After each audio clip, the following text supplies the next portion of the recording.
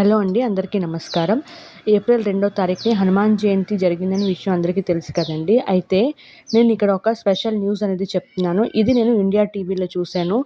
చదివాననమాట ఈ ఆర్టికల్. నా దగ్గర దానికి సంబంధించిన స్క్రీన్ షాట్స్ కూడా ఉన్నాయి. కాకపోతే ఏంటంటే ఇది నేను పెట్టాననుకోండి కాపీరైట్ వచ్చేస్తుంది.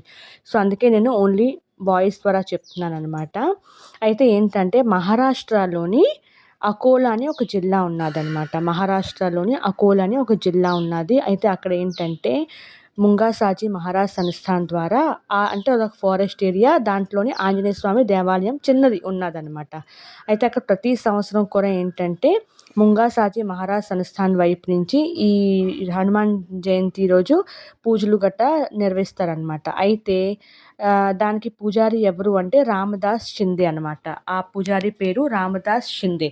అయితే వీళ్ళేంటంటే ప్రతి సంవత్సరం కూడా అక్కడ ఉండే చెట్లలోని చాలా ఎక్కువ కోతులున్నాయంట.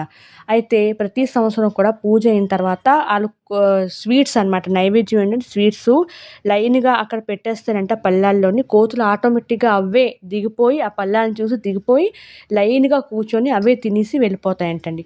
ఇది ఏంటంటే ఇండియా టీవీలోని ఒక ఆర్టికల్ అనమాట. నేను చూసాను.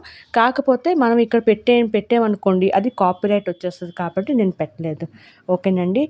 తప్పకుండా ఇలాంటి ఇంకా కొత్త విషయాలు తెలుసుకోవడానికి ప్లీజ్ అండి ఈ ఛానల్‌ని సబ్స్క్రైబ్ చేయండి. థ్యాంక్ యూ అండి సో మచ్.